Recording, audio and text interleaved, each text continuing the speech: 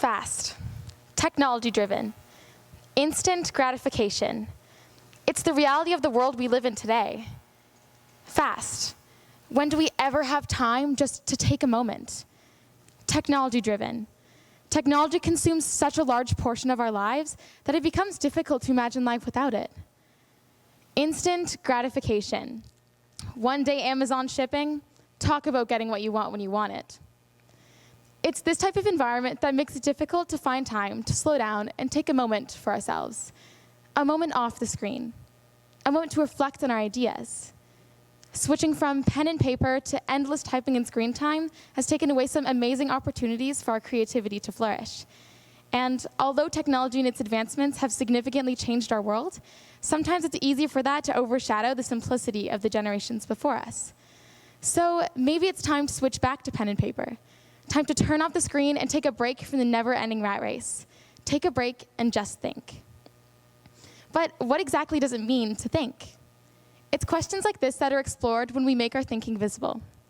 This is a concept derived from Project Zero, a program founded in 1967 by philosopher Nelson Goodman. The program encourages and promotes various different thinking and learning styles, such as visual thinking and creativity. Making thinking visible is exactly what it sounds like. It's making your thinking visible.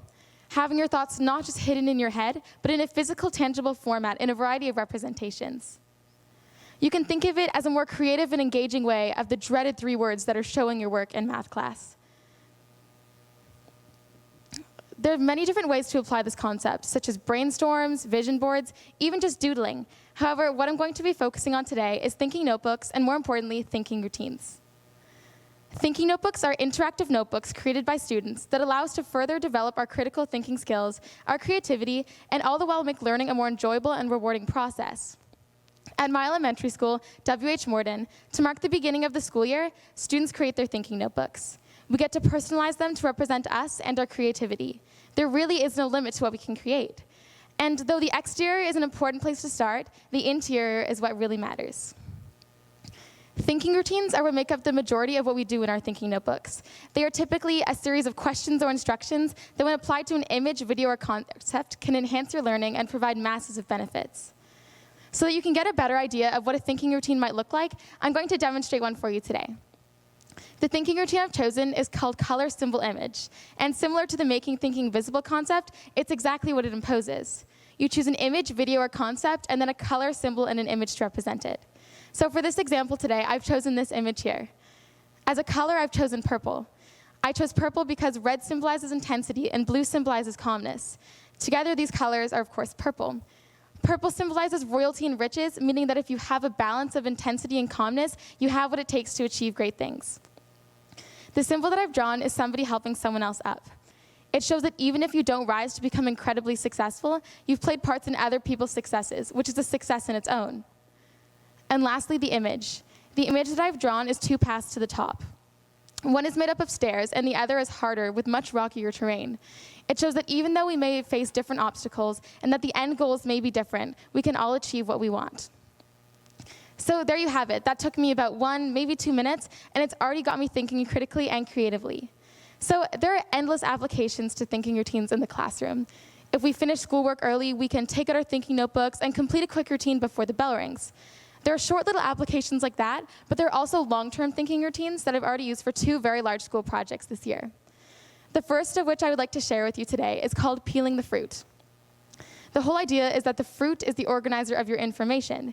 So the rind is the inquiry questions, the first layer of fruit, the basic information, the second layer, opinionated writing, and finally the core, which is the theme of all the research. The theme can eventually be developed into thesis statements for essays. So this year in history, my intermediate classes wrote essays about Canadian Confederation and how the impacts of our decisions affected the cultural groups of Canada. Now, personally, I enjoy research. I enjoy essay writing, and I enjoy history, but for someone unlike me who dislikes all these things, they might find this dreadfully boring. Now, I can't say that peeling the fruit made it 100% better, but I can say that it did make a difference. Now, besides the obvious benefits of stronger writer's voice, increased ability to understand viewpoints and perspectives, doing a routine like this can actually improve the experience of learning. We researched individually, but also in small groups of 2 and 3. That way we're not just reading the information, then regurgitating it back into our essays. We're collaborating with one another while also completing the curriculum. Suddenly, the task of completing an essay in 4 periods, a reminder for high school students that elementary periods are 50 minutes, is not so daunting. The second example I'd like to share with you today is NaNoWriMo. So NaNoWriMo stands for National November Writers Month, and this year several intermediate classes at my school tackled this event.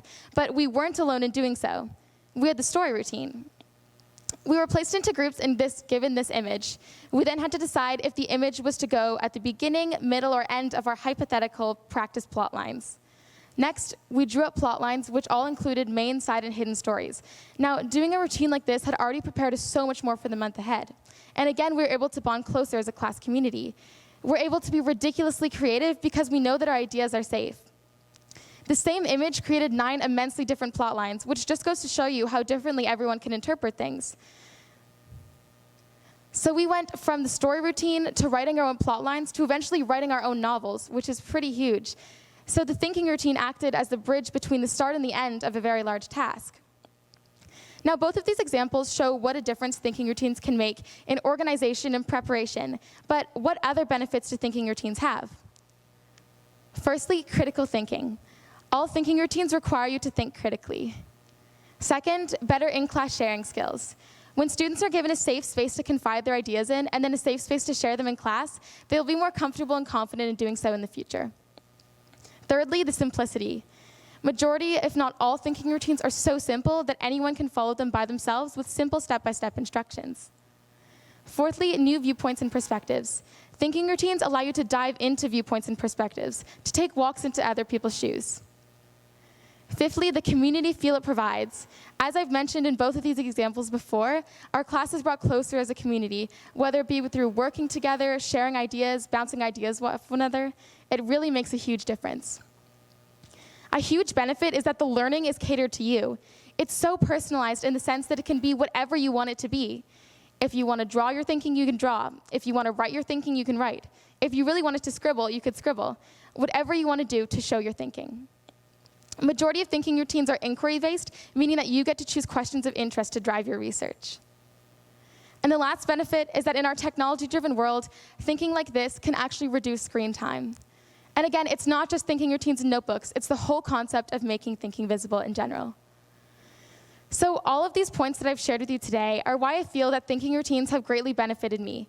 I'm able to better understand myself as a thinker and a learner, and I do believe that I'm more of an innovative thinker now than I was before I started using thinking routines and notebooks. But it's not just that, it's the whole concept of making thinking visible. Whenever I need a little push to get my ideas rolling, just doodling or looking at an image and completing a routine about it can really jumpstart the thought process. Fast, technology-driven, instant gratification. I hope what I've shared with you today has allowed you to reflect on the type of world we live in and understand why it's so important to take a break from its hectic pace. So that is why I encourage you to go home, maybe not today, but someday in the future, and make yourself a thinking notebook.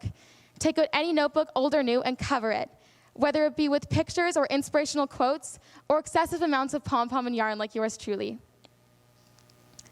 And again, it's not just about the major benefits. It's not just about reducing screen time. It's simply about taking a moment for you. Taking a moment to improve your thinking skills while also having some fun with friends. In our restless lives, we rarely get to experience such a thing.